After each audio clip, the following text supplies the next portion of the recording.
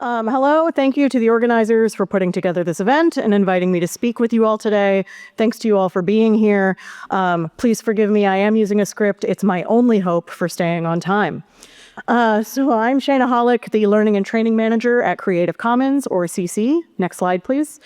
CC is an international nonprofit organization that empowers individuals and communities around the world through technical, legal, and policy solutions that enable the sharing of education, culture, and science in the public interest.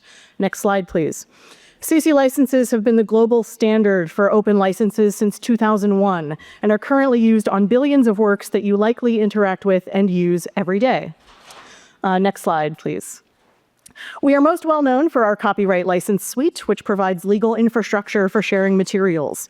Many of you will already be familiar with these symbols, and if you're not, I encourage you to speak with me sometime today, because it's my job to teach people about them.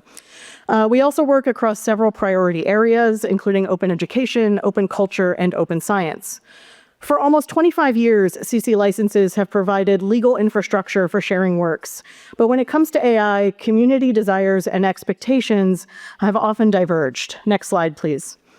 Users often think of copyright as controlling all instances of copying, and many of them have looked to Creative Commons and our legal tools to provide solutions beyond what they were originally designed for, which is copyright.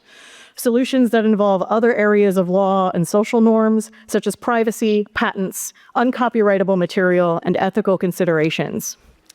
Next slide, please. But CC licenses only extend as far as copyright does, and they do not create any further contractual obligations. CC is a strong advocate for limitations and exceptions to copyright that facilitate knowledge sharing and free expression, and our licenses and legal tools do not override such limitations and exceptions. So in the United States, for example, the question of whether training AI on copyrighted materials requires permission under copyright is currently still being litigated, and the answer will likely be context dependent, but based on existing legal precedent, there's a likelihood that training AI on copyrighted material will often fall under current limitations and exceptions to copyright. And if so, then CC license conditions will not apply. So if CC licenses are not the appropriate tool to address the challenges that creators face when sharing works in the context of a world with AI, what is? Next slide, please. Some existing examples we have looked to include things like traditional knowledge labels by a really wonderful nonprofit called Local Contexts. These identify and clarify community-specific rules and responsibilities regarding access and future use of traditional knowledge. This includes being able to mark material that is sacred or ceremonial, material that has gender restrictions or seasonal conditions of use, or materials that are specifically designed for outreach purposes so that the general public and users at large know the appropriate way to hold and use those materials.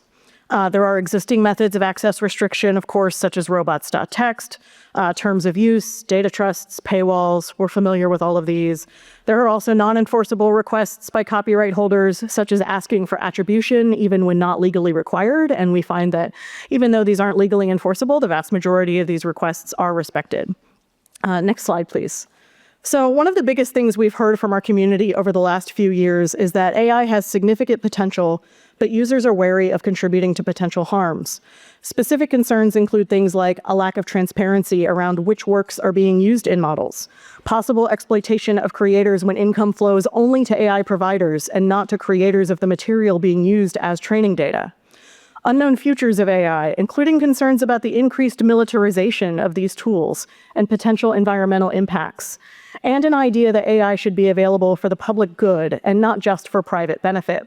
Next slide, please.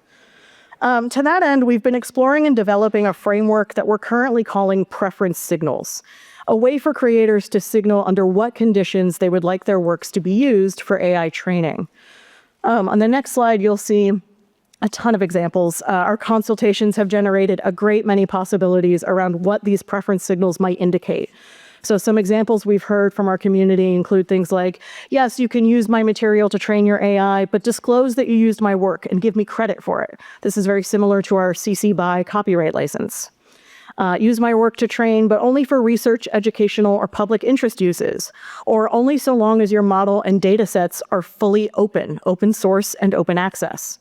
Or it's okay to use my material to train AI, but only if you're using renewable energy sources or green AI, or only if there's a mechanism for remuneration, or train but not for military purposes. Next slide, please.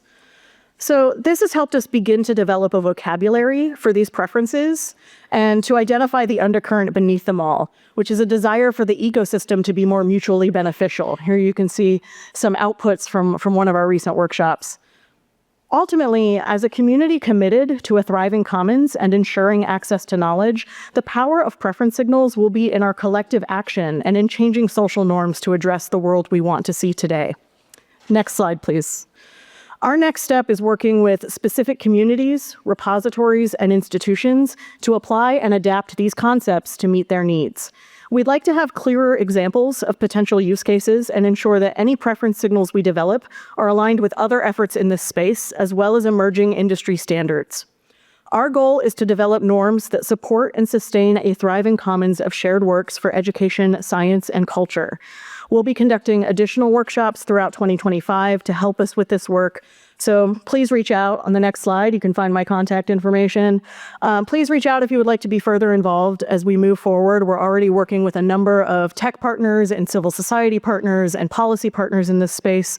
So if you have any questions or you'd like to be more involved, please let me know. Thank you for your time and attention.